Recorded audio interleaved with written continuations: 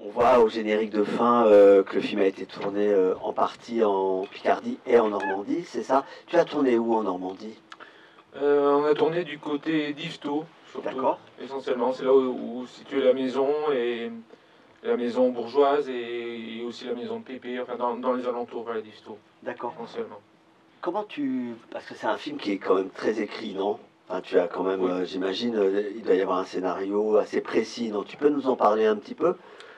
Bah, oui, c'est vrai qu'on pose souvent la question de l'improvisation, par exemple, dans les films, ce rapport au réel dont je parlais. Il n'y en a pas du tout dans ce film. C'est un film extrêmement, comme tu le dis, écrit, très précis.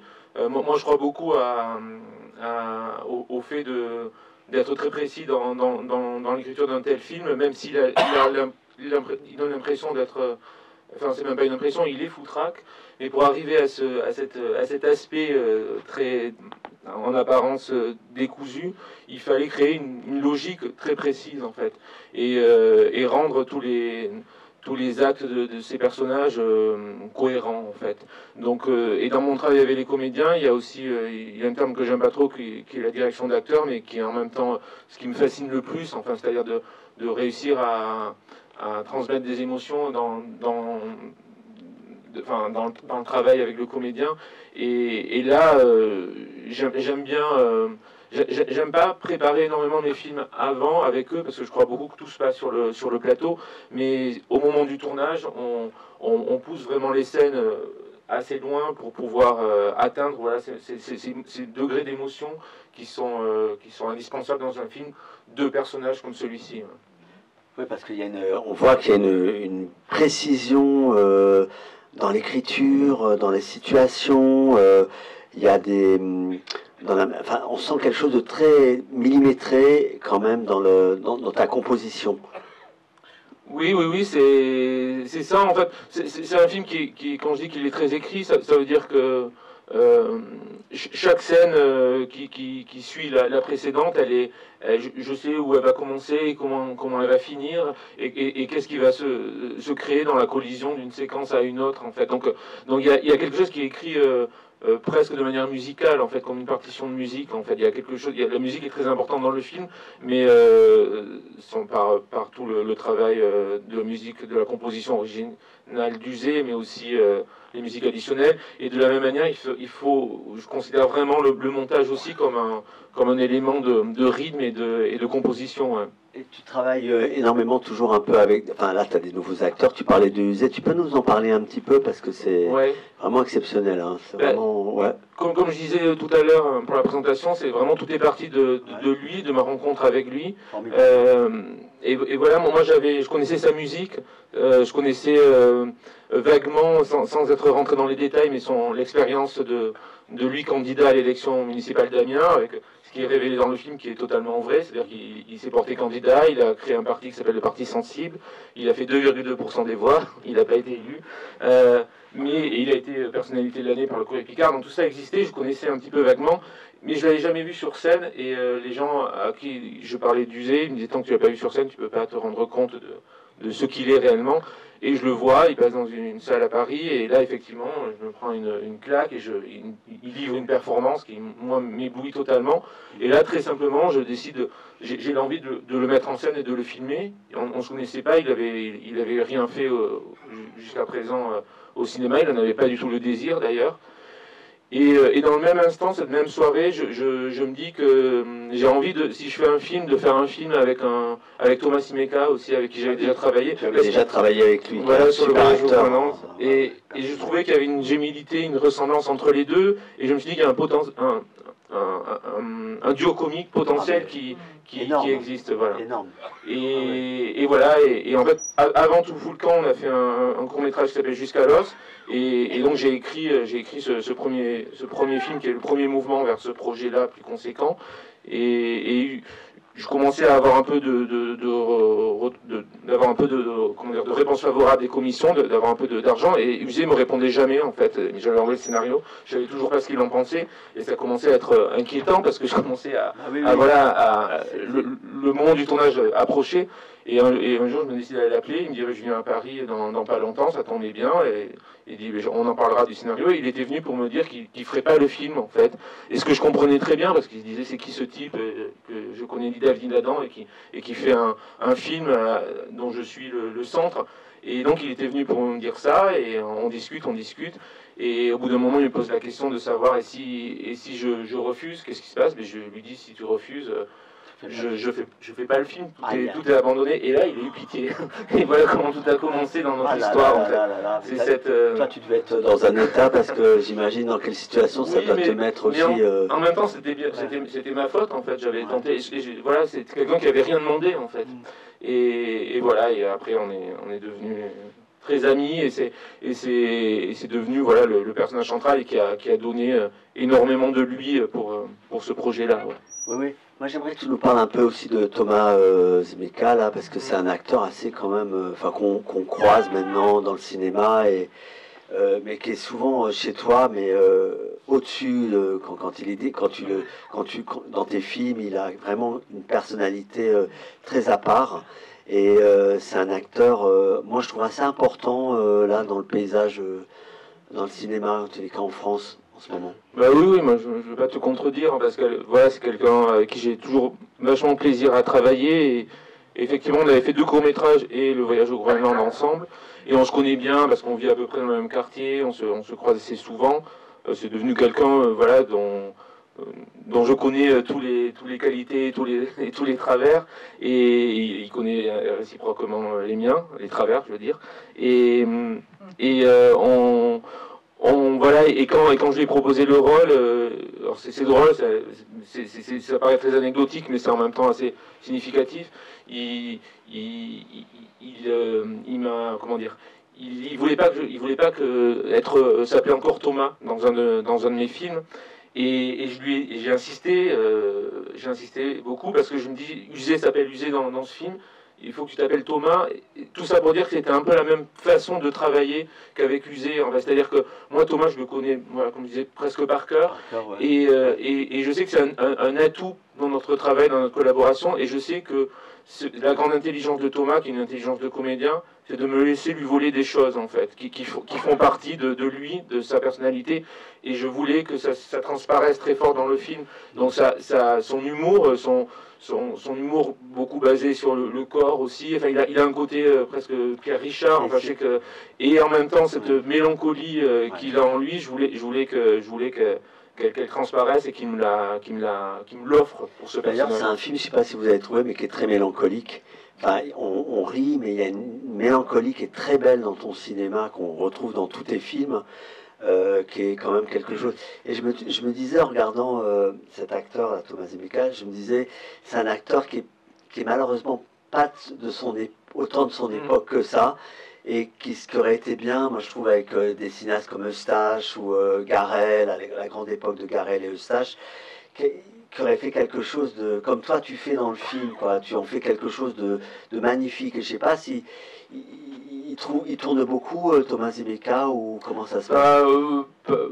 Pas autant que ça. Tant, après il tente des choses, il fait beaucoup de théâtre. Il vient du théâtre. Ouais. Moi j'aime beaucoup travailler avec des comédiens qui viennent du théâtre, et Thomas il a cette formation du conservatoire, voilà, donc c'est un comédien qui est assez jeune au cinéma en réalité, et donc il a tout à, j'ai pas du tout approuvé, c'est pas le bon terme, mais il a un champ des possibles énorme qui lui est offert, et c'est vrai moi j'aime travailler avec lui dans ce registre-là, quoi, de la comédie, mais une comédie déviante en fait, parce qu'il est ce qu'il livre comme partition dans le film. Comédie déviante, c'est un super terme. Ouais.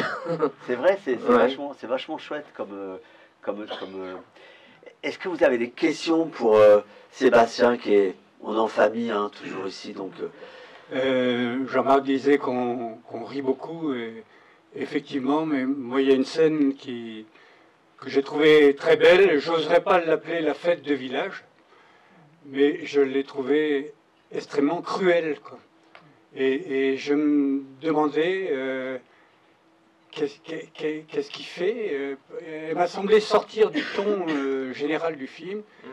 Qu'est-ce qui fait que vous avez été aussi dur avec ces gens-là, quoi? Dur, vous trouvez? Je sais pas. Je sais pas. C'est une scène, oui, qui est extrêmement mélancolique et qui dit quelque chose de. Bon, dans le film, il y a beaucoup de mystères en fait sur ce qui se passe dans l'existence de ces personnages-là.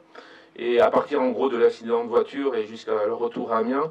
Et pour moi, cette scène de fête foraine, quand je l'ai écrite, c'était une espèce de moment de transition vers la fin du film, en fait, de début de la fin. Et je l'ai écrite en ayant des images de cinéma fantastique, comme Le Village des Damnés, par exemple, ce truc de la communauté, et aussi quelque chose qui avait à voir, parce que le film parle beaucoup de ça, avec la mort, en fait, avec ou un purgatoire, ou quelque chose qui est un seuil de décompression, en tout cas. Et voilà, j'ai du mal à répondre, et je pense que c'est pas très intéressant, en essayant de répondre le pourquoi d'une telle scène.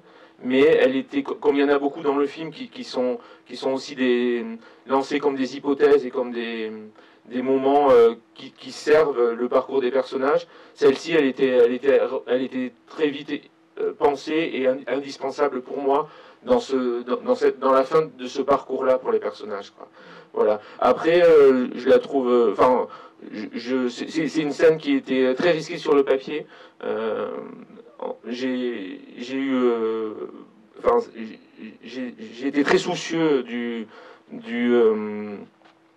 comment dire, du casting de figuration, en fait, du travail sur les costumes aussi, de cette idée aussi du clignement perpétuel des personnages. Enfin, il fallait être très précis pour rendre cet effet-là, quoi, en fait. Donc c'était une scène qui me faisait très peur, et je crois que elle est assez proche de ce que j'avais envie de transmettre et d'évoquer, quoi.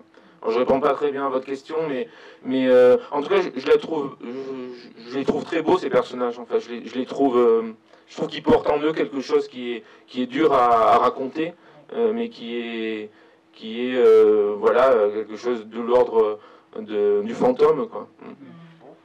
Il y a quelque chose qui est évident dans ton cinéma et qui est vraiment à chaque fois depuis le premier film, hein, c'est l'utilisation de la musique, parce que là il y a des choses mais incroyablement rares, et on sent que tu as un plaisir à aller puiser vers des choses que nous on connaît pas forcément, et qu'on a, même si on est amateur de ce genre de choses, on découvre à chaque fois dans tes films des choses incroyables. Tu t'intéresses beaucoup à ça, hein, c'est une évidence des génériques partout.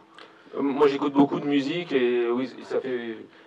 J'essaie de mettre toujours de côté un peu dans le budget du film des possibilités de négociation, ce qui est jamais très simple, parce que c'est une bataille, mais c'était assez important. D'abord, il y a la musique d'Uzé qui fait quand même la BO du film, qui est cette musique un peu lancinante, assez étrange, et qui donne ce ton et cette couleur aussi assez mélancolique au film. Et là, on avait une référence commune qui était la musique de François de Roubaix, tous les deux, dans notre travail. Voilà, qui est un compositeur que j'adore et que je cite tout le temps par rapport à mes films, et comme une référence. Et donc il a travaillé dans cette couleur-là, en y mettant aussi sa personnalité de musicien. Un peu 70s, oui, comme ça, oui, un peu musique... Oui, tout à fait.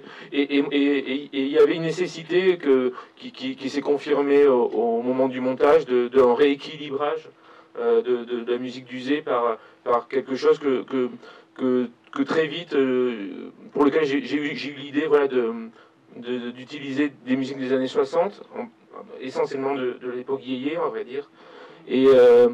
Et donc il y a Françoise Hardy qui est arrivée assez vite, que j'écoutais beaucoup. Il y a Clotilde qui ouvre le film, il y a Zouzou, et il y a aussi Isabelle Aubray avec ce morceau C'est beau la vie. Et ça m'amusait beaucoup de mettre... Donc il y a un principe dans les musiques additionnelles, c'est que des musiques féminines, en fait, de voix féminines. Il y avait une idée aussi de rééquilibrer Alors, pour moi, c'est un film de garçons. Il y a un seul personnage féminin important, qui est celui de Marie-Lou. Mais pour autant, je pense que c'est un film extrêmement féminin, en fait. Et qui va de plus en plus vers quelque chose du féminin dans le film où on quitte, voilà. Et j'avais besoin, et je trouvais que cette musique et le fait d'associer ces voix des années 60 avec cette couleur vintage et ces voix de femmes ramenait encore plus de féminin au film, voilà. Et puis il y avait un jeu qui est toujours très agréable pour moi de créer des collisions entre les paroles d'une chanson et les actes et les actions qu'on voit à l'image. Je pense à l'exemple de C'est beau la vie sur le visage de Jonathan, le zombie qui revient peu à peu à la vie à ce moment-là. Et voilà, donc il y a des jeux qui sont très agréables. Et voilà. Et après, c'est vrai qu'il y a des morceaux très peu connus aussi et qui sont. C'est très curieux quand on pense à un morceau. Moi, j'aime bien avoir de la musique pour monter les séquences de mes films. Et c'est très, quand je commence, c'est très dur de. Écris avec de la musique. Là, t'es imprégné, toi, de musique, de toute façon. Il y a quelque chose. J'écris pas en écoutant la musique, mais sur des périodes d'écriture, j'ai des récurrences, en fait. J'écoute les Sliphermods beaucoup aussi, par exemple. Sliphermods, c'est le groupe sur lequel les personnages dansent. Un peu punk, mais slam, comme ça, qui sont deux gars qui vont, quoi. La scène de la comédie musicale, c'est avec eux, là. Donc il y a quelque chose où ça nourrit forcément, de manière presque inconsciente, l'écriture. Un cinéaste qu'on aime bien, c'est Jacques Rosier. Il a un côté pop comme ça, tout le temps, et c'est très élégant, tout le temps très élégant.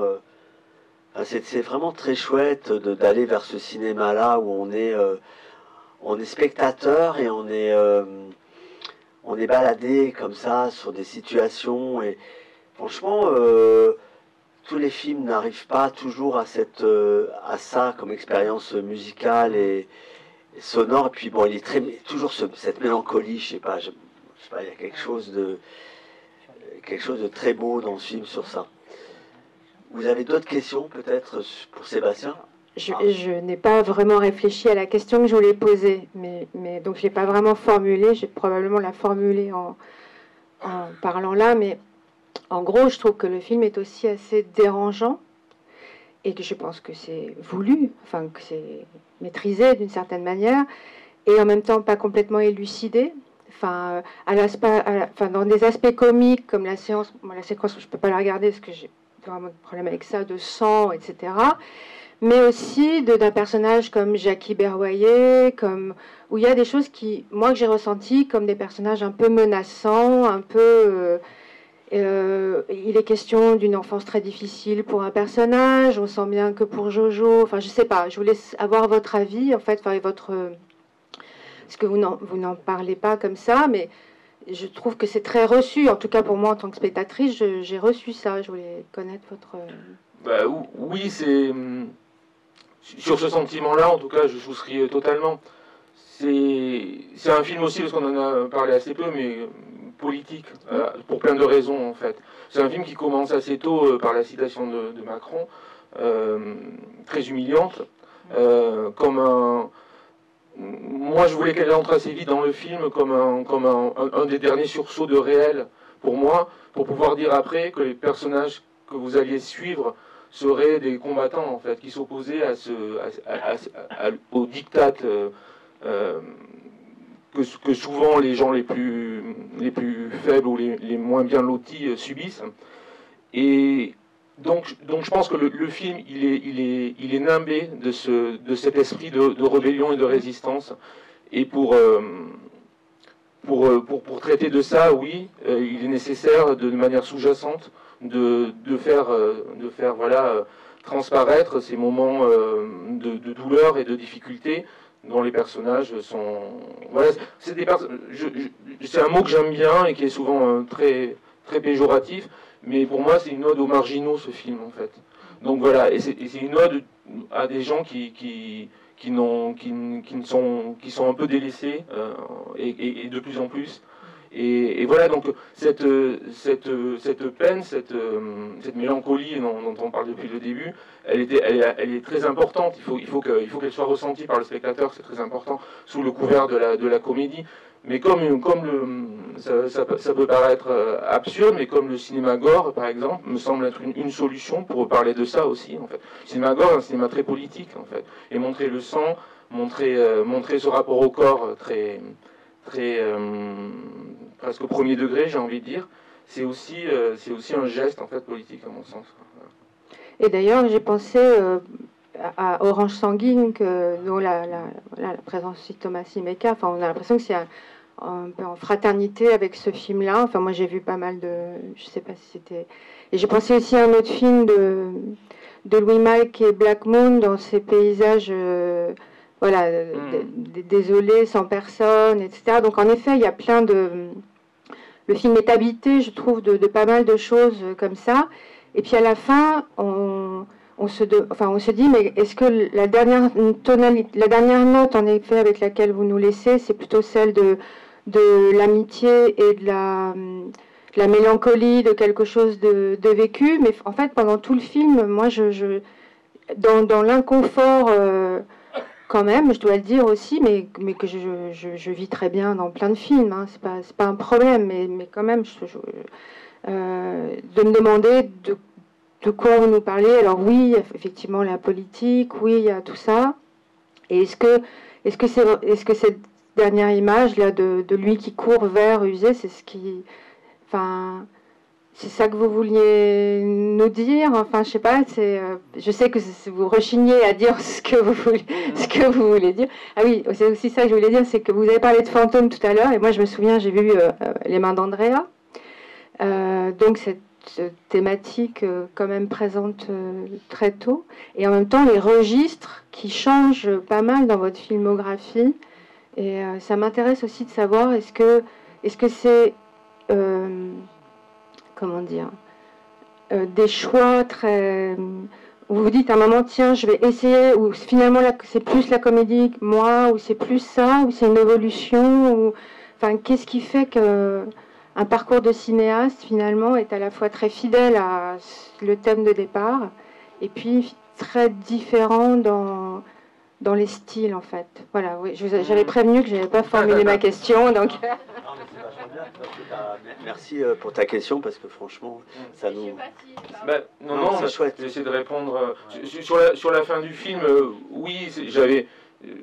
Mais quand je dis que j'ai pas envie de donner des explications, c'est que je pense que c'est aussi pour être honnête avec vous, en fait. Il y a des choses qui doivent rester dans l'indicible, en fait, sur un film comme celui-ci, je crois. Mais en tout cas, sur la fin du film, il y a cette idée vraiment que Thomas retourne vers Uzé, donc fait un choix de, pour le dire vite, de l'inconfort et de l'aventure, plutôt qu'un choix qui serait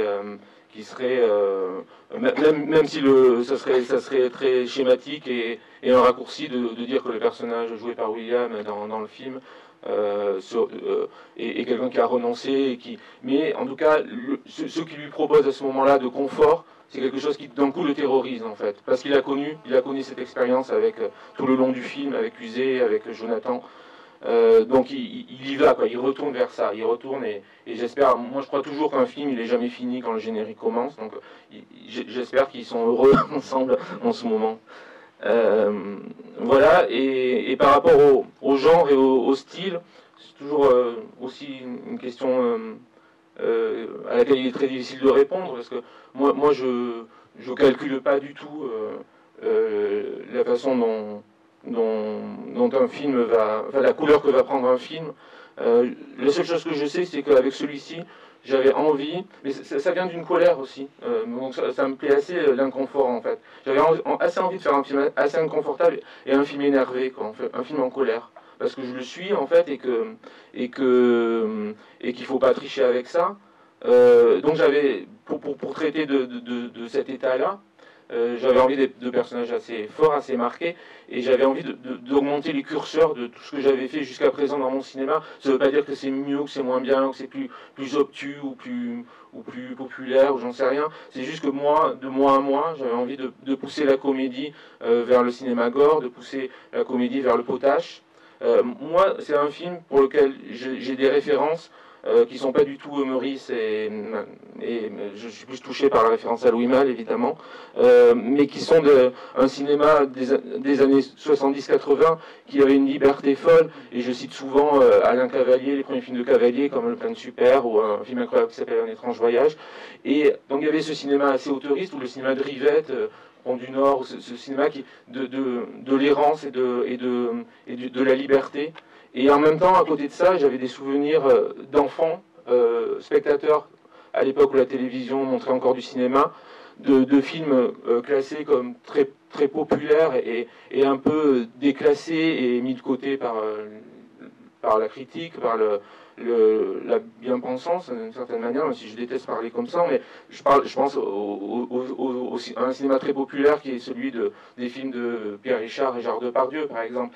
Et en fait, j'avais pas envie de bouder mon plaisir sur ça, donc j'avais envie de retrouver ce sentiment-là que j'avais adolescent devant la télévision, quand j'avais, voilà...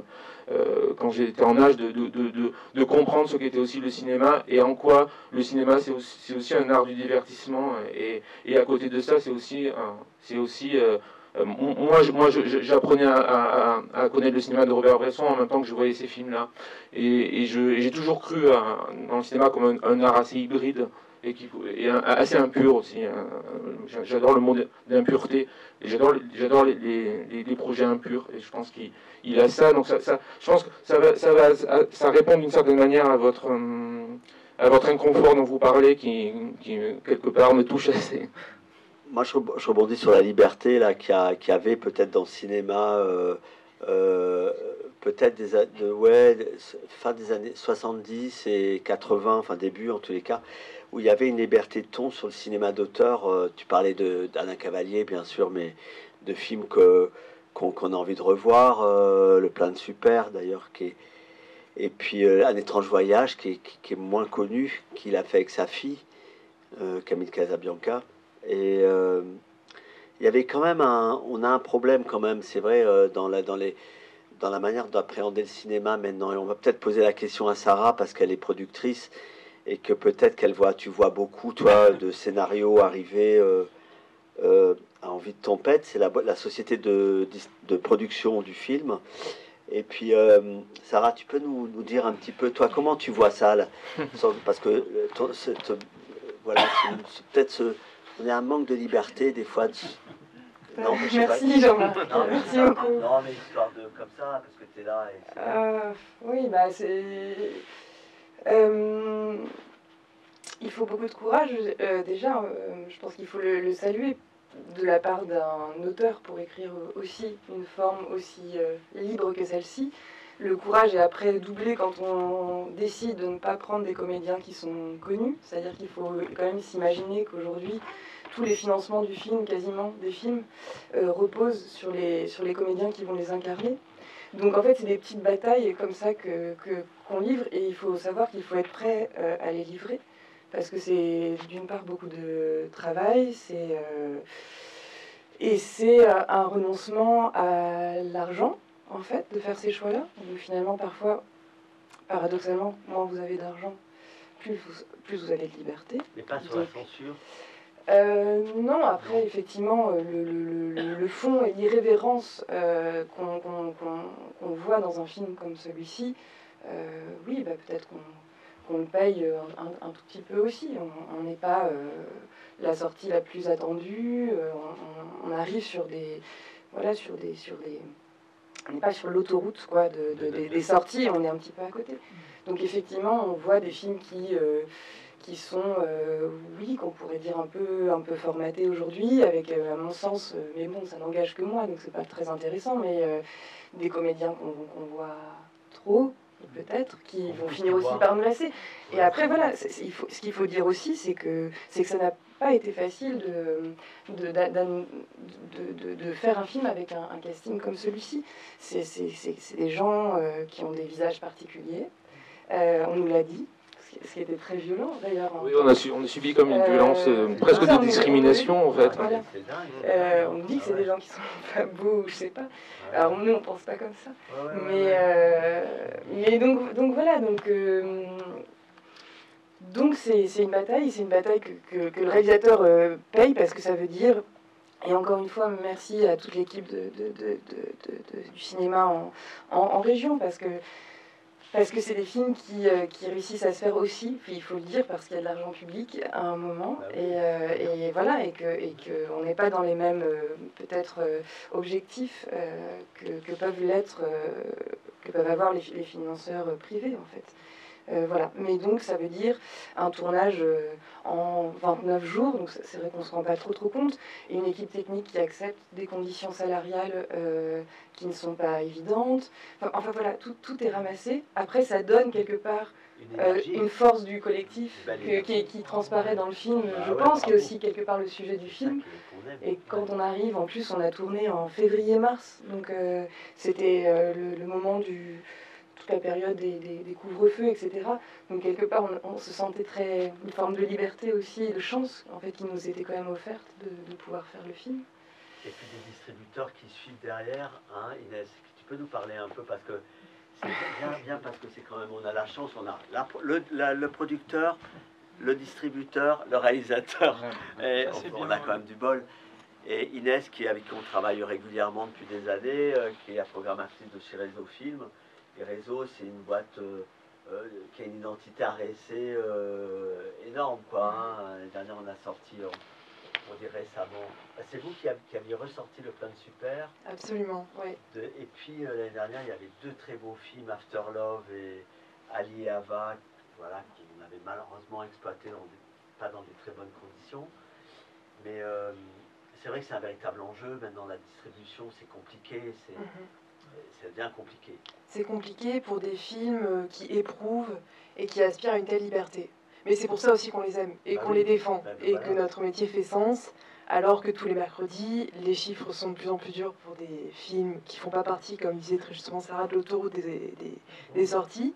Et c'est vrai que c'est un peu compliqué pour nous de défendre ces films-là parce que les phénomènes sont récurrents toutes les semaines et qu'on voit que c'est compliqué de faire son trou, en fait, tout simplement, en face d'autres films qui ont plus d'espace médiatique, plus de casting, plus de...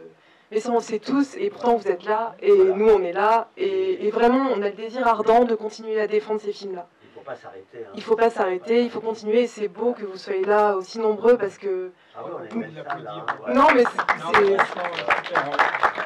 mais merci à vous, et c'est fort de défendre encore ce cinéma-là, parce que c'est plus évident aujourd'hui, je crois. Oui, on souffre quand même d'une baisse de fréquentation hyper dure énorme, hein. Dans la RSC. Là, vous êtes peut-être nombreux, on a l'impression que l'Omnia, là, ça carbure, hein. Mais non, c'est très très grave ce qui est en train de se passer, et il faut le dire aussi, hein, parce que il y a un problème là, et quand on a ouvert il y a 12 ans, il y avait d'autres problèmes, et là on a d'autres problèmes, et il y a d'autres problèmes sur la fréquentation dans les salles RSC en France, et d'ailleurs même dans les circuits. Carmelo, toi tu le vois aussi, sur la fréquentation, même sur les blockbusters, où qu'il n'y en a plus, quoi, et même plus de blockbusters, enfin ça atteint même plus le truc, quoi. Donc là on est en train de se demander, mais on a envie de rester optimiste, hein, parce qu'on va y aller. Mais il y a un souci, quoi. Il y a un souci. Avant, le film de Sébastien, il pouvait remplir des millions de spectateurs. Et maintenant, on arrive à des résultats qui sont... Il faut batailler, il faut présenter les films en salle, il faut faire des animations tous les soirs. Tu vois, bon, on aimerait bien aussi, tu vois, aller à la piscine. Bonjour. Alors, bonjour. Merci de votre présence pour présenter votre film. Donc j'ai 2 questions. Comment on fait pour un film comme celui-ci, avec le Covid, financièrement, comment ça se passe? Parce que c'est, je sais pas comment dire, mais c'est un film quand même qui est assez culotté. Mais comment un distributeur financièrement peut se dire, on va attendre 1 an et demi, parce que le tournage, entre la séquence qu'on a tournée, il s'est passé pratiquement 1 an et demi. Comment on décide de choisir la date, le changement de titre aussi? Pourquoi avant il s'appelait Les Braves, pourquoi Tout fout le camp? Enfin, comment une organisation, comment ça se passe? Enfin, je trouve ça... Ouais. Concernant le titre, effectivement, il s'appelait Les Braves. Enfin, le tout premier titre du film, c'était À la vie, à la mort, mais c'est un titre qui existe déjà, mais c'était un titre de travail, je savais qu'il ferait pas... Le Guédiguian, qui est très beau d'ailleurs. Très beau film. Mais j'avais besoin de ce titre de travail pour travailler. Enfin, voilà. Et après, il s'est appelé Les Braves, et on a renoncé aux Braves pour plusieurs raisons, mais dont une qui n'est pas très rigolote, mais il y a un groupuscule d'extrême droite qui a pris cet intitulé-là, dont je ne connaissais pas l'existence avant, et qui commence à faire parler de lui de manière très... Enfin voilà, on tapait sur Google Les Braves et on tombait sur des choses assez affreuses. Et évidemment, je ne pouvais pas imaginer cohabiter avec voilà, ce site-là et ce qu'il trimballe d'idéologie nauséabonde. Donc voilà, donc j'ai décidé de changer de titre et après beaucoup de réflexions, d'hésitations, de pistes, j'avais envie d'un titre qui soit comme une expression et tout fout le camp. Quand on a eu l'idée avec Sarah, on était assez content et fier de ce que le titre révélait. Et à cette époque-là, le montage était fini, donc on savait que le titre collait complètement au film et colle surtout à l'époque. Donc c'est un titre à la fois assez pessimiste, tout fout le camp, mais j'aime bien comme quoi il a dans sa connotation quelque chose aussi de très provocateur, et c'est comme si on se disait puisque tout fout le camp, allons-y, on n'a plus rien à perdre en fait. Et je trouve qu'il voilà, il y a une combinaison, il y a un sous-titre à ce titre qui est un geste voilà, positif. Donc voilà pour le titre. Et en ce qui concerne les sorties, enfin bon, Inès peut en parler, mais il y a eu les salles de cinéma ont fermé. Enfin, on parle de tout ce dont on parle aujourd'hui sur la difficulté de faire revenir les gens en salle. Elle vient de cette période où les salles ont été fermées de manière parfois très discutable sur la durée et sur les conditions.